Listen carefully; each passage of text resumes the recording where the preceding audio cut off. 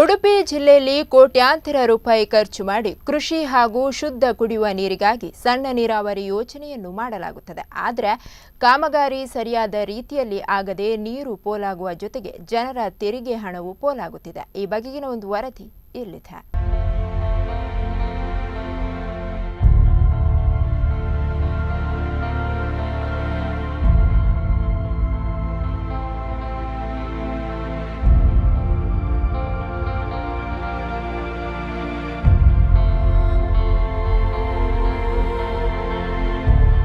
ಸರ್ಕಾರದ ಯೋಜನೆಗಳೇ ಹೀಗೆ. ಹಣವನ್ನು ಮಾತ್ರ ಖರ್ಚು ಮಾಡಲಾಗುತ್ತದೆ ಬಿಟ್ರೆ ಜನರಿಗೆ ಉಪಯೋಗವಾಗುವುದಿಲ್ಲ.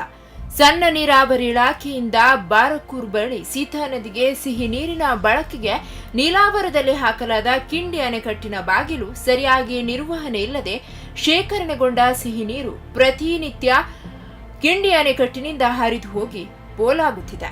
ಅಲ್ಲದೆ ಅಣೆಕಟ್ಟಿನ ಕೆಳಗಡೆಯ ಉಪ್ಪು ನೀರು ಸಿಹಿ ನೀರಿಗೆ ನುಗ್ಗಿ ಪೂರ್ವ ಭಾಗದ ಭೂಪ್ರದೇಶದಲ್ಲಿ ಅಂತರ್ಜಲ ಉಪ್ಪಾಗುತ್ತಿದ್ದು ಜನರು ಆತಂಕದಲ್ಲಿದ್ದಾರೆ.